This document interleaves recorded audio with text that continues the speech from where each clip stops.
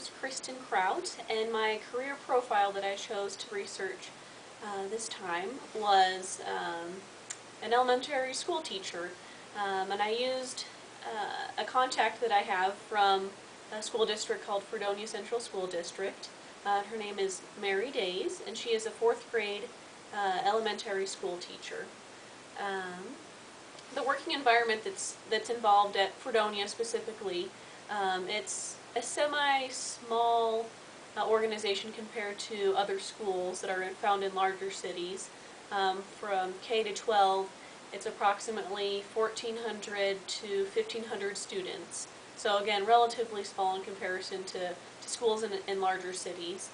The typical work hours are from 8:30 in the morning to 3:30 p.m. with a lunch break and some other breaks, planning breaks in between when the kids go to gym, things like that. So not too bad of a workday schedule. Traditionally, it was very flexible, but I'm not sure if you've heard of the Common Core that has been accepted by certain states in regards to schooling, but it's very strict with certain aspects of educational freedom. So in that aspect, the educational freedom and teaching how you want to teach, the teaching style that you have, it is being taken away in the sense of, government wants to be more involved in how school is run. So it's not as flexible as it used to be. And it tries to be, with Fredonia specifically, it tries to be family friendly with providing activities for families, clubs, parent-teacher conferences, etc., things like that. Now the typical stressors that the woman who I was interviewing, her name's Mary Days, gave me are, she really has an issue with the Common Core system and government just really interfering with how students are being taught, taking away those teaching styles that she finds so successful. And then just excessive testing that comes along with this Common Core curriculum. Just way too much testing for the kids. Also, the politics that can be involved at really any level of teaching, unions as well. If you're for unions or not, there's the politics involved in that.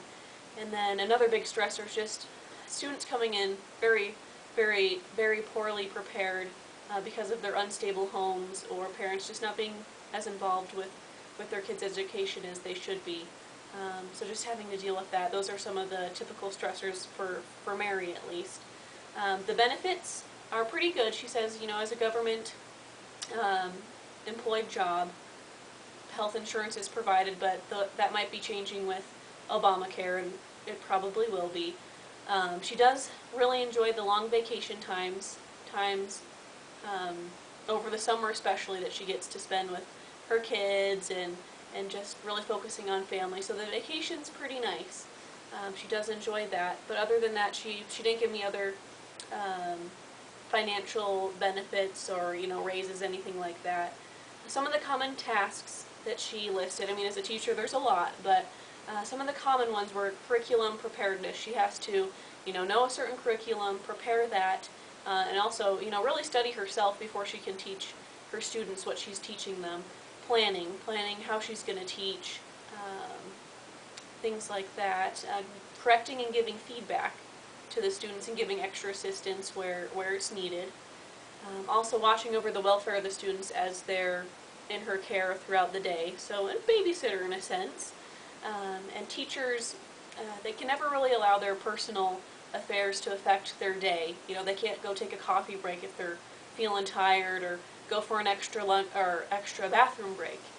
They're with those kids all the time, and they don't have that luxury. So yeah, just really never allowing their personal affairs to interfere with their schooling.